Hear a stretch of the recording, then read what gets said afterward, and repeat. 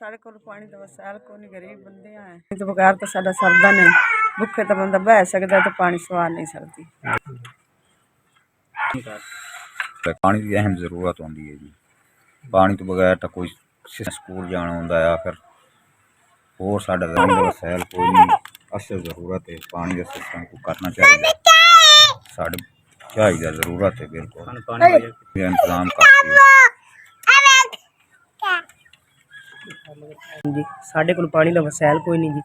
सानू पानी वास्ते बड़ी मुश्किल आउंदी है। साढ़े कोल पानी यानी कि सानू दूर लैके आना पैंदा। साढ़े कोल मोटर या नलके का कोई सिलसिला कोई नहीं।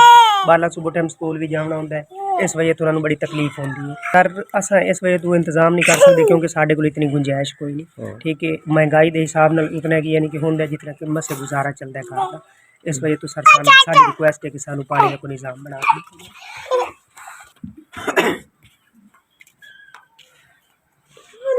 अस्सलाम वालेकुम जी।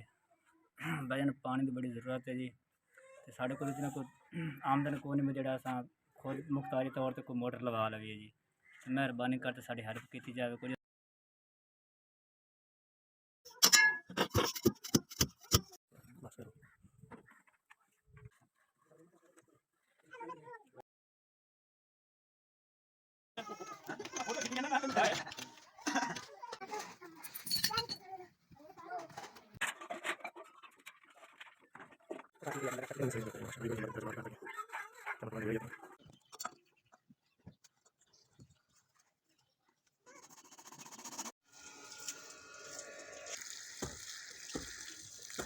अल्हम्दुलिल्लाहि रब्बिल आलमीन वस्सलातु वस्सलामु अला सय्यिदिल अंबिया वल मुरसलीन या रब्बुल आलमीन या इलाहुल आलमीन या अहसनुल खालिकीन।